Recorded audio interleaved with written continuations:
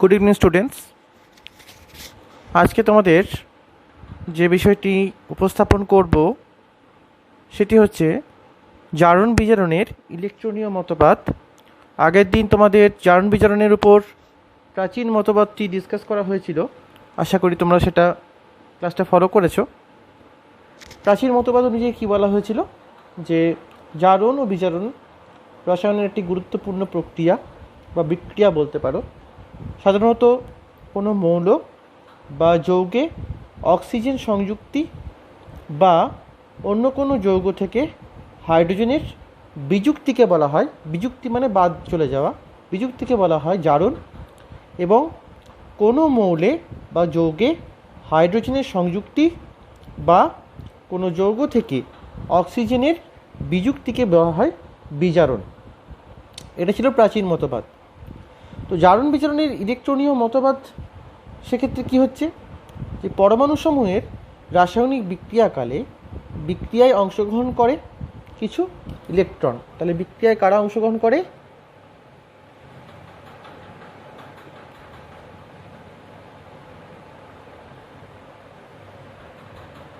কিছু ইলেকট্রন। ওকে, বিক্রিয়ায় অংশগ্রহণ করে কিছু ইলেকট্রন। জারণ বিজারণ মূলত এক প্রকার রাসায়নিক বিক্রিয়া। সুতরাং স্বাভাবিকভাবেই আমরা সিদ্ধান্তে উপনীত হতে পারি যে জারণ বিজারণ বিক্রিয়াতে ক্রিয়াশীল পদার্থের এই যে ইলেকট্রনগুলি কি হয়, এই ইলেকট্রনগুলি বিক্রিয়াতে অংশগ্রহণ করে। ওকে, এই ধারণার উপর ভিত্তি করেই আমাদের উঠে এসেছে জারণ বিজারণের ইলেকট্রনীয় মতবাদ। তো সেই অনুযায়ী জারণের সংজ্ঞাটা কী হবে, যে রাসায়নিক বিক্রিয়ায় কি হয়, আমি সংজ্ঞাটা বলে দিচ্ছি। যে রাসায়নিক বিক্রিয়ায় কোনো অণু, পরমাণু বা আয়ন এক বা একাধিক ইলেকট্রন ত্যাগ করে আয়নে পরিণত হয় তখন তাকে কি হয়, জারণ বলা হয়। তাহলে ইলেকট্রন ত্যাগ করলে সাধারণত কী তৈরি হয় আমরা জানি, ইলেকট্রন বর্জন করলে ক্যাটায়ন তৈরি হয়।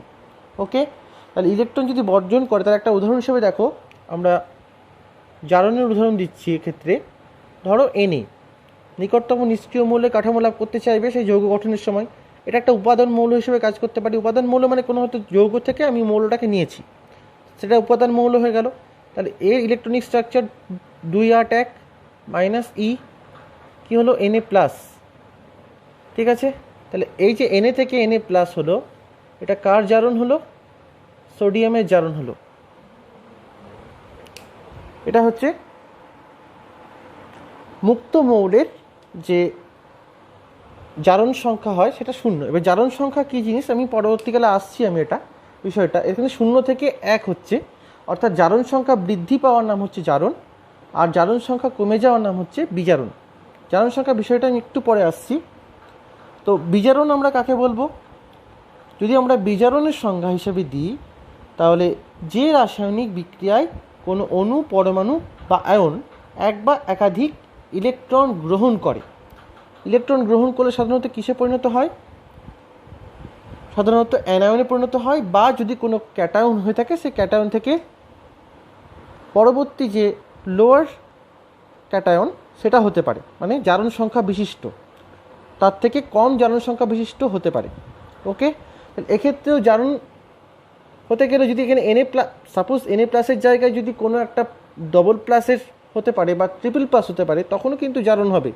সেক্ষেত্রে প্লাস থেকে ট্রিপল প্লাস, প্লাস থেকে ডবল প্লাস, প্লাস থেকে 4টে প্লাস, যত আমরা জারণ সংখ্যা বৃদ্ধি, জারণ স্তর যত বৃদ্ধি পাবে তত কিন্তু কী হবে, সেটা জারণ আমরা বলতে পারবো, সেই ঘটনাটা জারণ হবে। ওকে, তাহলে এক্ষেত্রে যদি আমরা উদাহরণ হিসেবে দিই, বিজারণের উদাহরণ কী হবে? ইলেকট্রন গ্রহণ করার বিষয়টি বলেছে। তাহলে যদি আমরা কপার 2+ করি, ওকে, +2E দুটো ইলেকট্রন গ্রহণ করলো, মুক্ত কপারে পরিণত হলো। মুক্ত মৌলে জারণ সংখ্যা আগেই বলেছি 0, তাহলে কপার 2+ থেকে কপারের এখানে কী হলো, বিজারণ হলো। তাহলে এখানে দেখো জারণ বিজারণ ইলেকট্রন মতবাদ আর একটু ইজি করে দিচ্ছে যে বিক্রিয়াতে অংশগ্রহণ করে কিছু ইলেকট্রন। সেই ইলেকট্রনগুলো কোনগুলো? এই যে মাথায় পজিটিভ চার্জ আছে, কিছু নাই মানে নেগেটিভ চার্জ, কিছু নাই মানে জিরো যেটা। তো এগুলো অ্যাকচুয়ালি কি হচ্ছে? আদান প্রদান। এই যে ইলেকট্রন গ্রহণ করছে বা বর্জন এটা বর্জন করছে, এটা গ্রহণ করছে। তাহলে এই গ্রহণ বা বর্জনের ফলেই কিন্তু জারণ বিজারণ বিক্রিয়াটি ঘটছে। তাহলে জারণ বিজারণ বিক্রিয়াটি কি হয়? যখন কোনো রাসায়নিক বিক্রিয়া ঘটে তখন একই সাথে প্রায় সকল ক্ষেত্রেই ঘটে। এবার আসি জারণ সংখ্যা বিষয়টি বা অক্সিডেশন নাম্বার। ওকে, কোনো যৌগের মধ্যে উপাদান মৌলগুলি, ধরো এটা যৌগ NaCl দেওয়া আছে, তাহলে NaCl এর মধ্যে উপাদান মৌল Naটা হলো, আবার Clটাও একইভাবে। তো যদি Clটা করি, Cl এর ক্ষেত্রে কী দেখা যাবে? দেখো Cl এর ক্ষেত্রে যদি আমরা দেখাই, তো Cl 2 8 7 plus E Cl minus, তাহলে এটা 0 থেকে -1 এলো, তাহলে 0 থেকে মাইনাস হলো কী হবে? এটা Cl এর বিজারণ হচ্ছে। তাহলে NaCl যে যৌগটা ফর্মেশন হবে, যখন যৌগ ফর্মেশন করতে গিয়ে জারণ বিজারণ প্রক্রিয়াটি একই সাথে ঘটছে। দেখতে পাচ্ছ, এটা আয়নিকেরই দেখানো হয়েছে ভেঙে। Cl ইলেকট্রন গ্রহণ করলো, যে Cl মাইনাস হলো, Na কী করলো? ইলেকট্রন বর্জন করলো, Na প্লাস হলো। তাহলে Na প্লাস আর Cl মাইনাস পরস্পর স্থির তড়িৎ যুক্ত হয়ে কী যৌগ গঠন করবে? তড়িৎযোজী যৌগ। তোমার তড়িৎযোজ্যতা সমযোজ্যতা দেখিয়েছিলাম। তড়িৎযোজ্যতা সমযোজ্যতা যে এই যে আয়নগুলো তড়িৎ পরিবহন করছে বা আয়নগুলো দেওয়া নেওয়া করছে নিজেদের মাধ্যমে, ক্যাটায়ন বা অ্যানায়ন তৈরি করছে, এই পুরো প্রক্রিয়াটি মূলত জারণ বিজারণ প্রক্রিয়ার মাধ্যমেই ঘটে। তাহলে রাসায়নিক বিক্রিয়ায় সাধারণত জারণ বিজারণ প্রক্রিয়ার মাধ্যমেই ঘটে থাকে রাসায়নিক বিক্রিয়া। তাহলে জারণ সংখ্যা হিসেবে বলা যাবে যে কোনো যৌগের মধ্যে উপাদান মৌলগুলির জারণ বিজারণের যে বিশেষ স্তরে অবস্থান করে তা যে সংখ্যা দ্বারা প্রকাশ করা যায় তাকে জারণ সংখ্যা বলে। এই প্রসঙ্গে বলে রাখা দরকার যে যার যেটা যোজ্যতা সেটাই তার জারণ সংখ্যা। ওকে, জারণ সংখ্যা যোজ্যতা নির্দেশ করে। ওকে, এটা Na প্লাস, সোডিয়ামের যোজ্যতা কত? 1। কপারের যোজ্যতা কত? এখানে 2+, মানে কিউপ্রিক।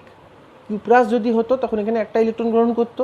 যদি আমরা কিউপ্রাস বলতাম, কিউপ্রাস ক্যাটায়ন যদি হতো, তাহলে কি হতো?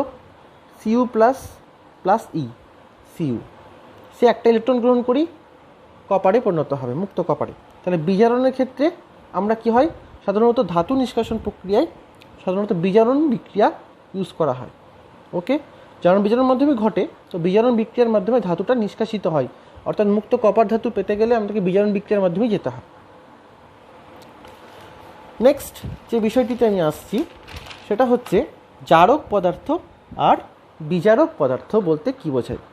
তাহলে জারক পদার্থ বিজারক পদার্থ বলতে তার একটা সংজ্ঞা আছে যে যেসব রাসায়নিক বিক্রিয়ায় কি করে, কোনো যৌগ বা যৌগ উপাদান মৌলগুলি কী হয়? অন্যকে জারিত করে নিজে বিজারিত হয়। অন্যকে জারিত করে, জারিত মানে জারণ। ওকে, জারিত মানে জারণ। অন্যকে জারিত করে নিজে বিজারিত হয়, বিজারিত হওয়া মানে হচ্ছে বিজারণ। ওকে, তাহলে অন্যকে জারণে সহায়তা করে নিজে বিজারিত হচ্ছে, তাকে বলবো আমরা কি? জারক দ্রব্য বা জারক পদার্থ। যেমন দেখো, একটা উদাহরণ দেখাচ্ছি তোমাদের। একটা রাসায়নিক বিক্রিয়া দিয়ে দেখায়, CuO প্লাস H2। ঠিক আছে, এটা হচ্ছে কিউপ্রিক অক্সাইড প্লাস হাইড্রোজেন, তার সঙ্গে বিক্রিয়া করলে কি হবে? কপার অধক্ষিপ্ত হবে, তার সঙ্গে জল তৈরি হবে। এই বিক্রিয়াটা দেখো জারণ বিজারণ কীভাবে হচ্ছে দেখো। প্রথমে আমরা জারণ স্তরগুলোকে নির্ণয় করব। এখানে জারণ বিজারণ করার নিয়মটা হচ্ছে কোনো রাসায়নিক বিক্রিয়ার মধ্যে, তো আমি ব্ল্যাক কালি দিয়ে দেখাচ্ছি তোমাদের। এখানে কিউপ্রিক অক্সাইডে কপারের যোজ্যতা কত? +2। ওকে, অক্সিজেন যোজ্যতা -2। হাইড্রোজেনের মুক্তমূল্য জারণ সংখ্যা 0, কপারের তাই মুক্তমূল্য জারণ সংখ্যা 0। হাইড্রোজেনের কত হয় বলো? হাইড্রোজেনের +1, অক্সিজেনের -2। ওকে, তো এখন প্রশ্ন হচ্ছে, এখানে দেখো কপার কিসে হয়েছে? মুক্ত কপার পরিণত হয়েছে। তাহলে এখানে এই যে অংশটাই ঘটছে, এখানে কি ঘটেছে? আমরা যদি বলি অক্সিজেনের বিযুক্তি ঘটেছে। তো অক্সিজেনের বিযুক্তি ঘটানোর নাম কি? বিজারণ। তাহলে এখানে আবার দেখো +2 থেকে 0 হয়েছে, তাহলে প্রাচীন মতবাদও কিন্তু ভুল নয়, প্রাচীন মতবাদও ঠিকঠাকই ছিল। আমরা এটাকে আয়নিক্যালি ব্যাখ্যা করেছি জাস্ট। তো +2 থেকে জারণ সংখ্যা কমে যাচ্ছে 0-তে, জারণ সংখ্যা কমে যাওয়ার নাম হলো বিজারণ। তাহলে বিজারণে যে সহায়তা করছে, তাহলে সে নিজে হবে কি? বিজারণ যার ঘটছে সে নিজে হবে কি? জারক পদার্থ। ওকে, যার নিজের বিজারণ ঘটছে সে নিজে কি হবে? জারক পদার্থ। তাহলে হাইড্রোজেন কি হবে? বিজারক পদার্থ। ওকে, হাইড্রোজেন নিজে কি হবে? বিজারক পদার্থ। কারণ এখান থেকে দেখো হাইড্রোজেন থেকে যখন জল হয়েছে মুক্ত মৌলে জারণ সংখ্যা 0 হয়, 0 থেকে 1 হয়েছে, যারা জারণ সংখ্যা বৃদ্ধি পাওয়ার নাম কি? জারণ। এটাও একটা ইলেকট্রনীয় মতবাদের বৈশিষ্ট্য যে জারণ সংখ্যা বৃদ্ধি পাওয়ার নাম জারণ আর জারণ সংখ্যা হ্রাস পাওয়ার নাম হচ্ছে বিজারণ। তাহলে দেখো এক্ষেত্রে যে বিজারণ যার হলো, এক্ষেত্রে যার বিজারণ হলো সে নিজে কী হলো? জারক পদার্থ। তাহলে জারক দ্রব্য বিজারিত হয়, বিজারণ হওয়া মানে বিজারিত হওয়া, জারক দ্রব্য বিজারিত হয় আর বিজারক দ্রব্য নিজে জারিত হয়। এটা মনে রাখবে, কথাটা কি? জারক দ্রব্য বিজারিত হয় আর বিজারক দ্রব্য জারিত হয়। তাহলে এটাই হলো জারক ও বিজারক। ওকে, এরকম অনেকেই হতে পারে জারক পদার্থ, যেমন MnO2, HNO3, KMnO4, H2O2, H2SO4, O3D, Br2, Cl2 জারক বিজারক দ্রব্য হিসেবে কাজ করতে পারে। যদি তোমাদের কোশ্চেন আসে অনেক সময় যে একটি জারক গ্যাসের নাম কী হবে? উদাহরণ অক্সিজেন। আর একটি বিজারক গ্যাসের নাম বললে এই তো বুঝতে পারলে হাইড্রোজেন হলো। ঠিক আছে, একটা বিজারক গ্যাস বিজারক পদার্থ হিসেবে কাজ করছে। ওকে, এবার তোমরা ভূগোলে একটি বিষয় পড়ে থাকতে পারো, হয়তো জাস্ট ব্যাপারটা জেনে নাও। তোমাদের এখনও হয়তো সিলেবাসে তোমাদের ভূগোলে থাকবে যে রাসায়নিক আবহবিকার বলতে কী বোঝায়। এবার এই প্রসঙ্গে আমি বলছি এটা কারণ হচ্ছে যে একইভাবে দেখো অক্সিডেশন রিডাকশন প্রক্রিয়া আমাদের প্রকৃতিতেও কিছু কিছু ক্ষেত্রে বিয়োজনে ঘটে থাকে। বিভিন্ন রকম বিয়োজন পদ্ধতিতে রাসায়নিক আবহবিকার ঘটে, সেখানে অক্সিডেশনও কিন্তু একটা পদ্ধতি রাসায়নিক আবহবিকারে। রাসায়নিক আবহবিকারে ঘটনাটা কি ঘটে? যে আবহবিকারের মাধ্যমে শিলা গঠনকারী বিভিন্ন খনিজ পদার্থগুলির উপর বায়ুমণ্ডলের প্রধান উপাদান অক্সিজেন, CO2, H2O প্রভৃতির বিক্রিয়ার ফলে কঠিন শিলা বিয়োজিত হয়, দিয়ে কি করে? মূল খনিজ পদার্থগুলি নতুন গৌণ খনিজে পরিণত হয়ে মূল শিলা শিথিল হয়ে যায়। এই মূল শিলা শিথিল হয়ে যায় এবং তারপরে বিয়োজন হয়। একে বলা হয় কেমিক্যাল ওয়েদারিং, কেমিক্যাল ওয়েদারিং বা রাসায়নিক আবহবিকার। টার্মটা কি? রাসায়নিক আবহবিকার। এটা ভূগোলের অধ্যায়ে তোমাদের থাকতে পারে। ওকে, তো এখানে এবার প্রশ্ন হচ্ছে রাসায়নিক আবহবিকারের পদ্ধতিগুলি কি কি? আমি তোমাদের আসছি পদ্ধতিগুলোতে। ছাত্ররা দেখো, রাসায়নিক আবহবিকারের যে বিয়োজন পদ্ধতিগুলি আছে প্রধানত 3টি পদ্ধতিতে হয়। একটা হচ্ছে কার্বনীকরণ বা অঙ্গারযোজন, কার্বনেশন ইংলিশে বলা হয়। নেক্সট হচ্ছে জলযোজন বা আর্দ্রকরণ, যেটাকে ইংলিশে বলা হচ্ছে হাইড্রেশন। আর 3 নম্বর হচ্ছে জারণ, অক্সিডেশন। এছাড়াও কিছু কিছু বিয়োজন বিক্রিয়া, সলিউশন অ্যান্ড হাইড্রোলিসিস মানে আর্দ্র বিশ্লেষণ। ঠিক আছে, আর দ্রবণের বিক্রিয়া মানে দ্রবণের যে বিক্রিয়া সেখানের মতো হতে পারে, হাইড্রোলিসিস এই পদ্ধতিও হতে পারে। তাহলে টোটাল কতগুলো হলো? এটাও হয়। ঠিক আছে, এই দুটো প্রক্রিয়ার মাধ্যমেও হয়। মেন যে প্রধান 3টি প্রসেস যেটা হচ্ছে সেটা কার্বনীকরণ বা অঙ্গারযোজন, জলযোজন বা আর্দ্রকরণ, জারণ বা অক্সিডেশন। তাহলে এবার দেখো তোমাদের একটা বিক্রিয়া আমি করাচ্ছি। নেক্সট এটা মুছে দিচ্ছি।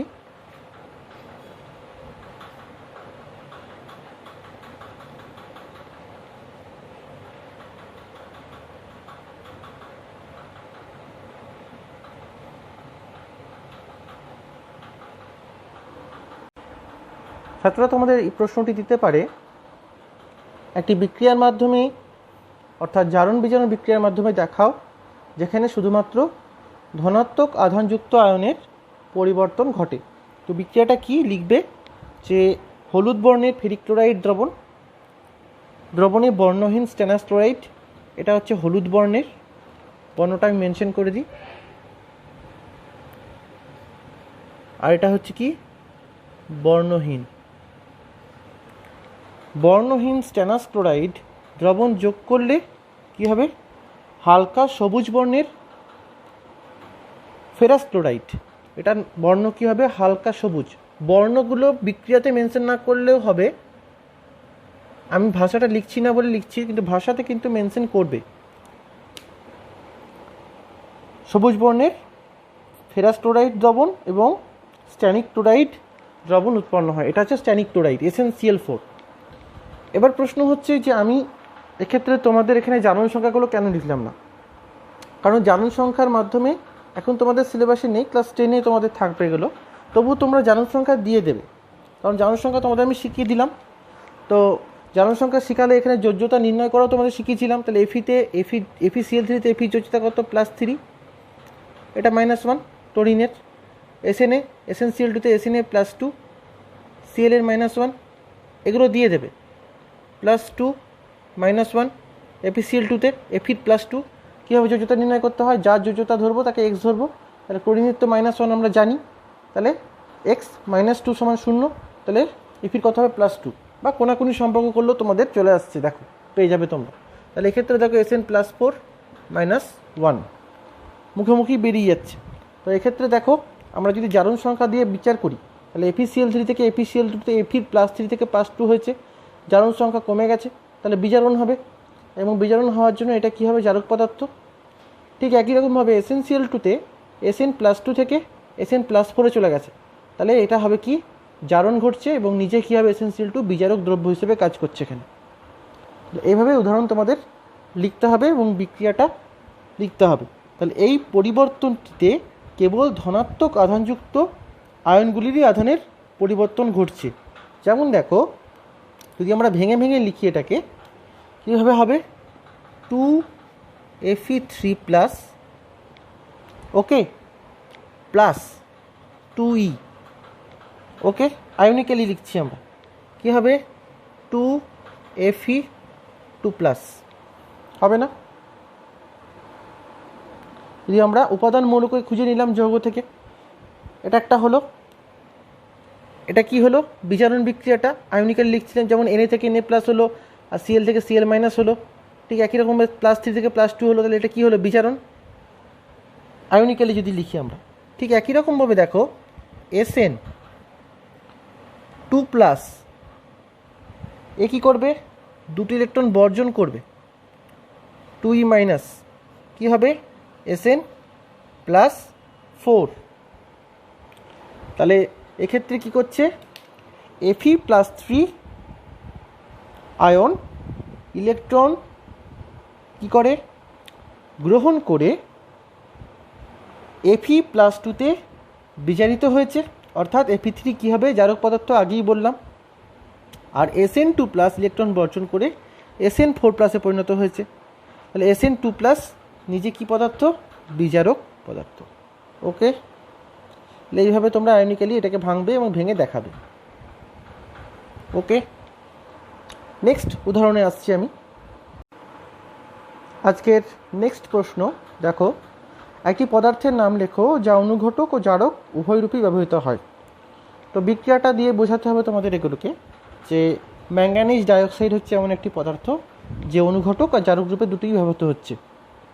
দেখো এখানে 2KClO3 + MnO2, 2KCl + 3O2 + MnO2, এখানে অনুঘটক হিসেবে ব্যবহার করছে, বিক্রিয়া কিন্তু অংশগ্রহণ করছে না। 2KClO3 নিজেই ভেঙে যাচ্ছে, এখানে এর ভূমিকা শুধুমাত্র উপস্থিত থাকা এবং বিক্রিয়ার বেগকে ত্বরান্বিত করা।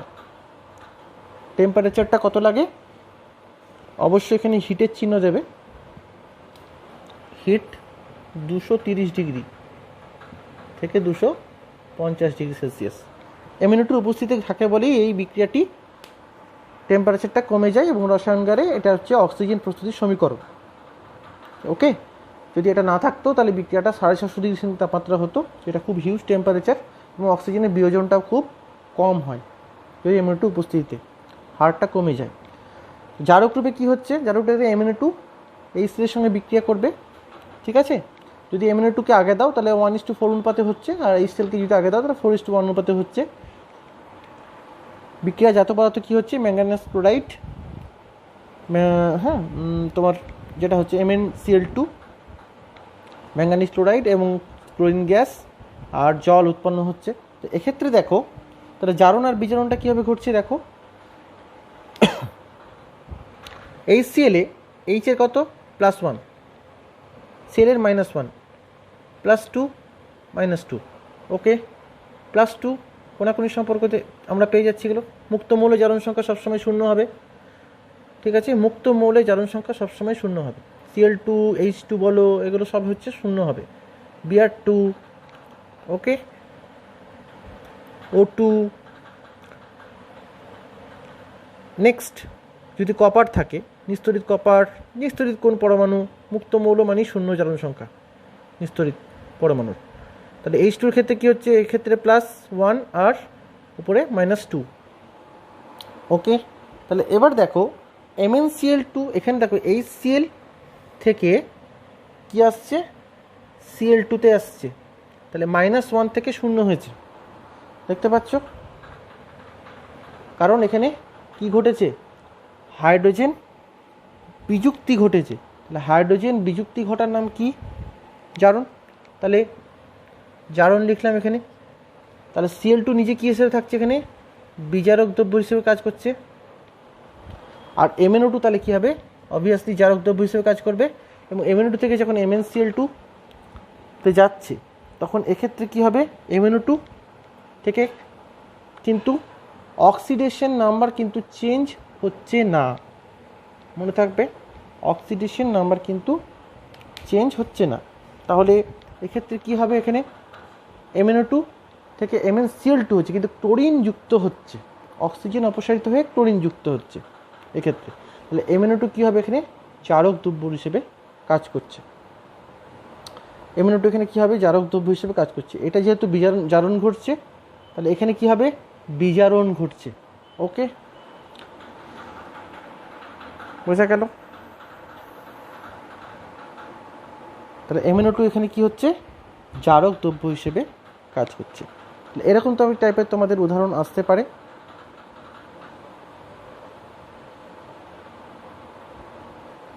তোমরা এগুলো কিন্তু পরীক্ষার জন্য ভালো করে করবে এটা।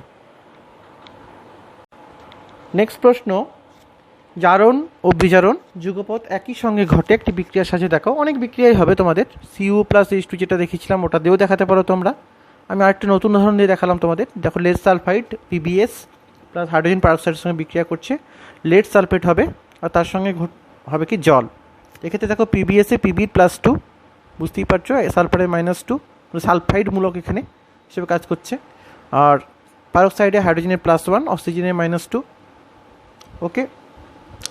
তাহলে আমরা কি দেখতে পাচ্ছি যে এক্ষেত্রে কার জারণ ঘটছে, PbSO4, অক্সিজেন যুক্ত হচ্ছে, অক্সিজেন যুক্ত হওয়ার সময় জারণ, কিন্তু PbSO4-এ এসে যে জারণ সংখ্যা সেটা হচ্ছে +6, লেখাটা বোঝা যাচ্ছে না অতটা।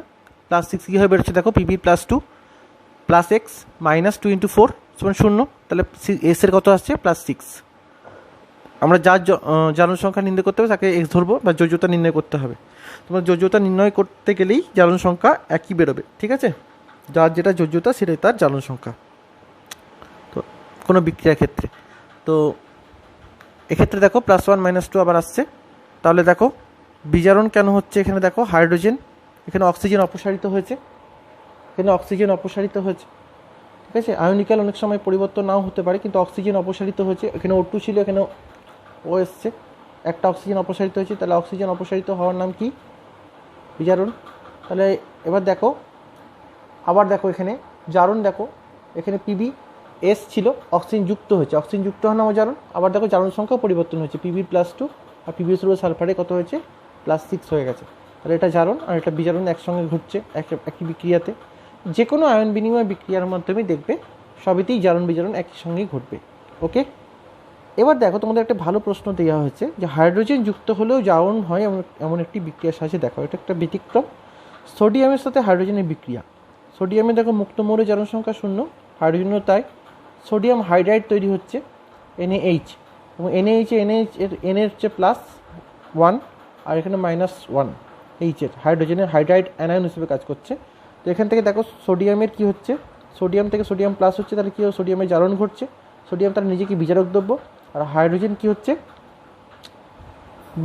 0 থেকে -1 বিজারণ ঘটছে, তার হাইড্রোজেন নিজে জারক দ্রব্য হিসেবে কাজ করছে, এটা ব্যতিক্রম। তাহলে হাইড্রোজেন যুক্ত হচ্ছে দেখো, তাও জারণ হচ্ছে। হাইড্রোজেন যুক্ত হওয়ার নাম আমরা কি জানিয়েছিলাম, যে বিজারণ।